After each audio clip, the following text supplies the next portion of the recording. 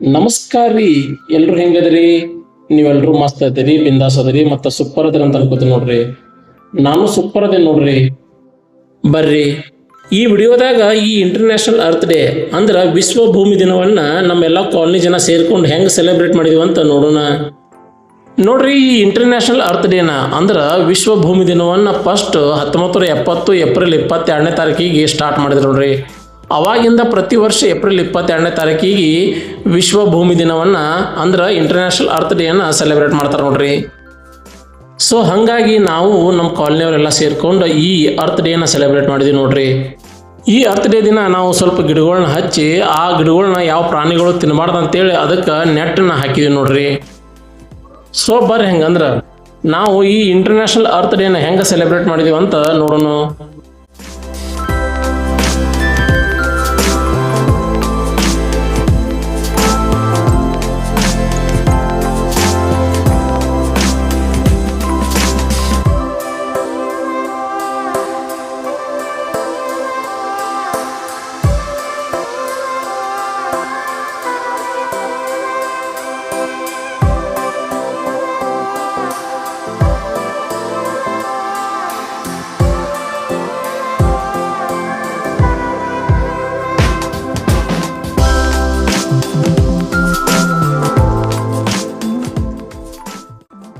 ನಮ್ಮೆಲ್ಲ ಕಾಲನಿ ಜನ ಸೇರಿಕೊಂಡು ಈ ಬೆಟ್ಟದ ನೆಲ್ಲಿಕಾಯಿ, ಮ್ಯಾಂಗೋ ಟ್ರೀ, ಅದ್ರ ಜೊತೆಗೆ ಬಿಲ್ವಪತ್ರಿ ಮತ್ತು ನೇರಳೆ ಹಣ್ಣಿನ ಗಿಡ ಸೇರಿ ಅರೌಂಡ್ 10 ವೆರೈಟೀಸ್ ಟ್ರೀಸನ್ನು ಪ್ಲಾಂಟೇಶನ್ ಮಾಡಿದ್ವಿ ನೋಡ್ರಿ. ಇಲ್ಲಿ ನಾವು ಹೆಚ್ಚು ಹಣ್ಣಿನ ಗಿಡಗಳನ್ನ ಹಚ್ಚಿವಿ ನೋಡ್ರಿ. ಯಾಕಂದ್ರೆ ಈ ಹಣ್ಣಿನ ಗಿಡಗಳನ್ನ ಹಚ್ಚೋದ್ರಿಂದ ಮುಂದೆ ಪ್ರಾಣಿ ಪಕ್ಷಿಗಳು ಅವನ್ನ ತಿನ್ನಕ್ಕೆ ಬರ್ತಾವ್ರಿ. ಸೊ ಇದರಿಂದ ಪ್ರಾಣಿ ಪಕ್ಷಿಗಳಿಗೂ ಆಹಾರ ಸಿಕ್ಕಂಗೆ ಆಗ್ತದೆ ರೀ.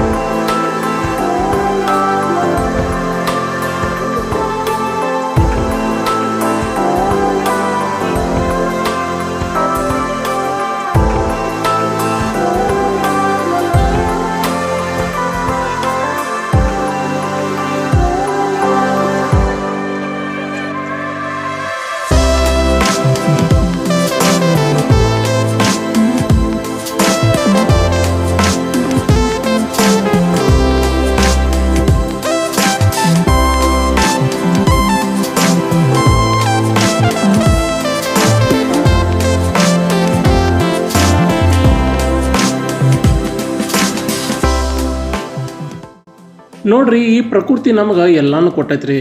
ಸೊ ಹಾಗಾಗಿ ಆ ಪ್ರಕೃತಿನ ರಕ್ಷಿಸುವಂಥ ಹೊಣೆನೂ ನಮ್ಮ ಮೇಲೆ ಐತ್ರಿ. ಸೊ ಹಾಗಾಗಿ ಫ್ರೆಂಡ್ಸ್, ನಿಮಗೆ ಸಾಧ್ಯವಾದಷ್ಟು ಗಿಡಗಳನ್ನ ಹಚ್ಚಕ್ಕೆ ಟ್ರೈ ಮಾಡ್ರಿ.